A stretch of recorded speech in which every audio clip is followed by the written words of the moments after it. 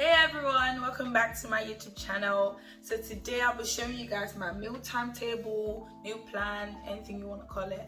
I know that some people don't like meal plans or meal timetables because they think that it's very rigid, and why don't you, some people would say like, oh, why don't you eat what you want when you want it instead of, you know, having to eat this because it's on your timetable. So the first reason why you should have a meal plan is that it helps you eat healthy. And I'm saying that because you're literally writing everything you're going to be eating in the next 1 week or 2 weeks, I don't know.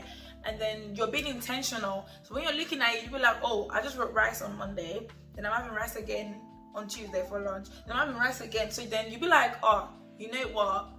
Let me move things around. And it helps you to bring some kind of variety to what you eat, because you're writing it down, you're seeing it on paper, you're like, oh wait, I actually don't eat a lot of things, you know. So it just helps you to eat, to have a balanced diet, really. Another reason why you should have a meal plan is that it saves you time thinking about what to eat. You know, those days when you're really tired and then you open your fridge and you're trying to figure out what to eat, and then it just takes you like 30 minutes. You're just walking around your kitchen, opening all the cupboards, opening everything, trying to figure out what to eat. So if you make a meal plan, you already know what you're going to do. So you just go to the kitchen, you bring out your stuff, blah, blah, blah, blah, blah. You do everything, you see? Life is easy. Another reason why you should have a meal plan is because it helps you to save money. And that comes in two ways. So it helps you to save money and avoid food wastage. And I'm gonna say that's two reasons, but it's all like linked together. Let me explain. So it saves you money because when you're tired and you're thinking of something to eat and you can't find something to eat, you just order food online. So that way you've just wasted, I don't know, £25 to order food, or £20 or £15 when you could have made food for, I don't know, £10 that would last you a whole week or something. So making a meal plan in that sense is saving you money. And then when you go shopping, if you've made a meal plan and you already know what you're going to shop for, you would not just be, you know, what's that thing called? I think it's impulse buying. So like you see something, you're like, oh, evaporated milk, I want that, you know.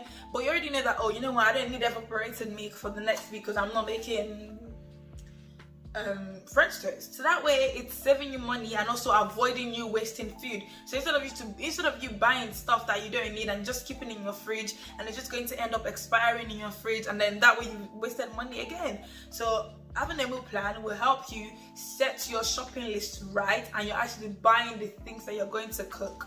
So another reason why you should have a meal plan is that it helps you to see how much you're eating, in the sense that if you made a meal plan saying today I'm gonna have this, and let's say I'm gonna have this and with chicken breast, all right, I'm gonna have something with chicken breast in it. There's a spaghetti stir fry with chicken breast in it. If you make it today, if you have more than enough chicken breast, you can keep for the next day, because you've already planned that, you know, tomorrow I'm gonna make rice with chicken breast in it. But if you've not already planned it, you might just, you know, do things like without thinking and just decide to add all of the chicken breast in that one spaghetti. So you've just wasted your money and you're overeating. So having a meal plan allows you to control your portions and prevents you overeating. So basically, to make the timetable, what I did was I made a list of foods that I would normally eat, so foods that I am likely to eat. So I did not come and add some British food that I'm not going to eat. I know myself, like I am very, very Nigerian. That's why you can see fried rice, jollof rice, pounded yam, because that's what I actually eat. Like I don't eat a lot of English foods and this kind of stuff. So like I said, be intentional, be genuine with yourself. So know what you're eating, know what you eat. Don't come and lie to yourself. If not, it's not going to work out.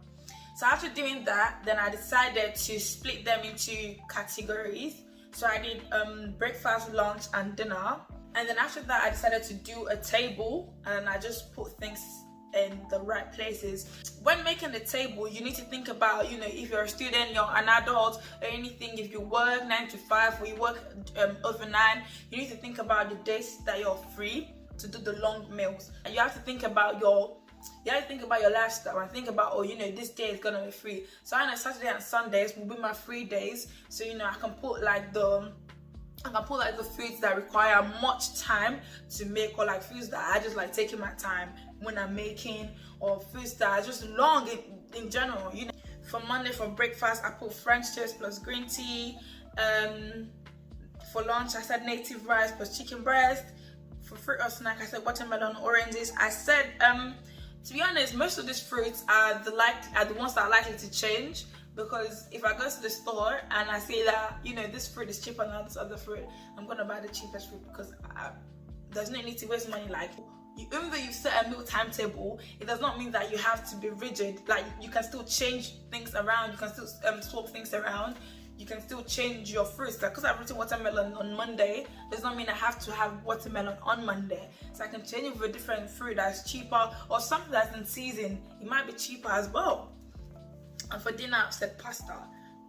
So Tuesdays are like my free days, so I know that I'm gonna have time to do all of this. So that's why I put yam and egg in the morning, rice and beans plus stew plus beef, and bagel pizza for a snack. Dinner is chicken wrap. If you're a person that just likes to eat twice or 3 times in a day, you know what, that's fine. Do your timetable to suit you, to, you know, just adjust it the way you want it to be, personalize it. But I'm someone that, you know, if I could eat 7 times in a day, I would. I know you're probably wondering why I'm having yam and egg in the morning. It's a Nigerian thing. For Wednesday, I said cereal or rice from yesterday, because I feel like with rice and beans, there's always going to be more than enough that I'm making. So I'm gonna eat the rest on Wednesday morning. For lunch, I said spaghetti and egg. For fruit or snack, I said almond or ice cream. For dinner, I said plantain and F4. This is most likely to change because I'm not really like a big fan of plantain. So I get really tired of plantain. If I have plantain this week, I might decide that I don't want plantain next week and I might have something else. For Thursday, I said tortilla wrap plus green tea. For lunch, I said white rice plus F4. For fruit or snack, I said grapes. And for dinner, I said chicken nuggets plus chips. I know it says tortilla wrap. People will be wondering, like, just the wrap. Is it like chicken wrap or something? No, it's just the wrap. I like to eat the wrap by itself sometimes, or like just fry a little with like little amount of oil. Just spray your pan of oil and just fry a tortilla wrap and just have it by itself. I absolutely love it.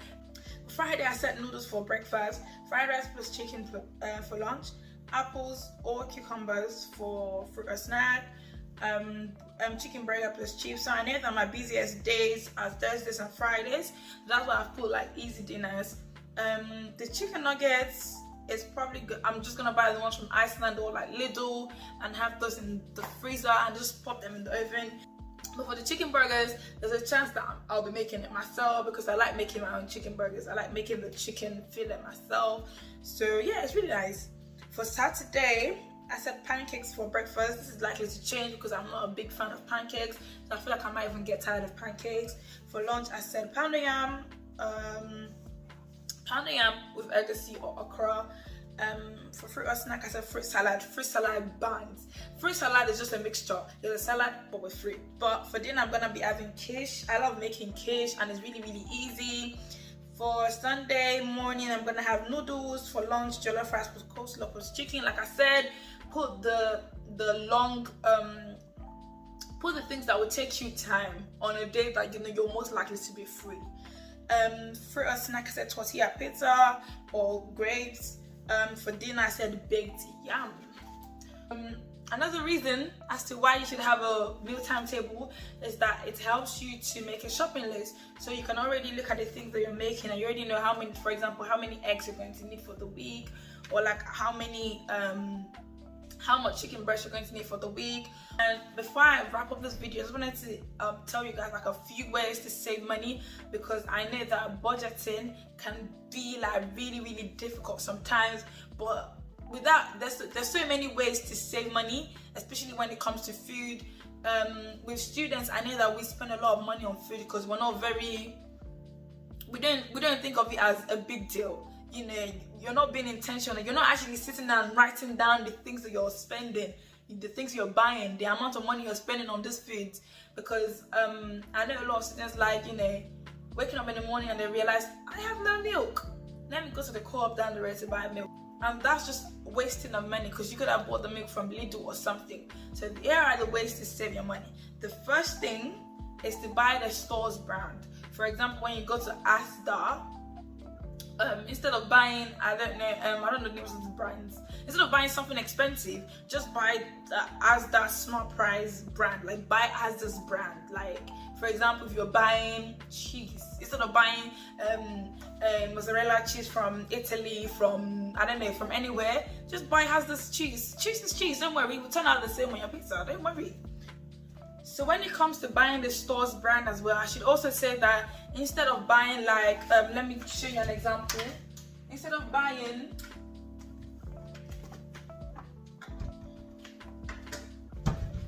buying this one hot curry powder, buy like bigger stuff like this. When you calculate the gram, how much grams you're getting for what price, buying the bigger ones are actually much cheaper. And when it comes to like, for example, thyme, you can also buy the ones that you can buy like this kind of stuff. So that one is thyme, this is mixed herbs. So these ones are cheaper than the ones in the plastic container stuff, and you can just buy like a different plastic container to pour this in, or you can keep it like this, but these ones are definitely cheaper. That's another way to save money. Number 2 is shop at budget stores. So instead of shopping at like, for example, like I said, Co-op, I feel like Co-op is so expensive. You can shop at like Aldi or Lidl. Asda is also kind of cheap as well, but Lidl definitely is cheap for some products such as food. But yeah, another way to save money is writing a shopping list from your meal plan. I've already said that already. Writing a shopping list makes you avoid impulse buying. So you go to the store with a plan, you already know what you're getting, you buy it and you leave. You buy from open markets. This is a big way to save money. Like the fruits from open markets are cheaper than the fruits from the store. And also the peppers. So like fresh tomatoes are cheaper at the open market than the ones you're buying at the store. Buy in bulk. Like you might see that a pack of, I have a great example, onions from this African store that I buy my onions from, like there's all like big pack for like, I think it's £2. Yeah, it should be £2 or something. I know it's really cheap. Like every single time I go there and I want to buy, I'm always like, wow, everything's like a lot of onions that last me like a month. But then if you're buying from I don't know, little something somewhere else, and just buying all this small pack of onions is like £1, you're buying that like 4 times you're buying that 4 times in a month. Especially if you're someone that likes to eat onions a lot, like myself. You're wasting money buying onions in small bits when you could have bought a whole sack of onions and kept them in your fridge. Another way is to freeze extra stuff. When you buy things in bulk, it might seem like a lot, and you might be thinking, oh, I don't want to waste it, I'm not going to buy it. No, buy it and freeze them. As long as you prep them, that will be okay. Just freeze them so that whenever you need them, you just take them out and use. You don't have to start washing or something. Just make sure you prep them properly and freeze them. So I'm gonna be doing a video on how I prep my ingredients. I keep them in the freezer. So if you don't want to miss out on that video, just subscribe if you're not subscribed, and also tap on the notification bell thing below so that you get notifications when I upload the video, because I think the video will be very helpful. Like ingredient prepping is the way to go. Like I learned that from my mom, and it's literally the easiest thing. It makes cooking so easy, it makes it so quick, everything. Another way to save money is buying frozen fruit and vegetable instead of fresh ones. So for example, sweet corn, you can buy frozen sweet corn, and it's less than £1 for like a pack. And instead of buying, I don't know, two fresh corns from Asda again, which is like £1 something. So imagine the price difference. And that frozen sweet corn is going to last you a month. If it's just one person, it will last you a month. So you just spent less than £1 buying sweet corn that's gonna last you a month instead of buying the fresh ones. So that's a good example. And don't pay for plastic bags when you go shopping. I know 5p, 10p does not seem like a lot, but it adds up. It's going to add up. The last thing I'm gonna say is reduce your intake of meat if there's a need to. If you see that you're running out of money and you need to actually start budgeting stuff, reduce your intake of meat. But you can replace this with eggs. Eggs are cheaper than meat, and you can switch things. So instead of having beef, you can have chicken, because I know that chicken is cheaper than beef anyways. So you can just have chicken instead of beef. So yeah, just reduce it if there's a need to do so. So with everything I've said, I hope I've been able to, you know, convince you to have a meal plan, because I think it would be really, really helpful. And obviously I've given you tips on how to save money, on how to budget when it comes to cooking and food stuff as students. If you like the video, please give me a thumbs up, and remember to subscribe if you haven't. Thank you for watching. Please like, comment, and subscribe. Also share with your family and friends, and I'll see you in my next video. Bye.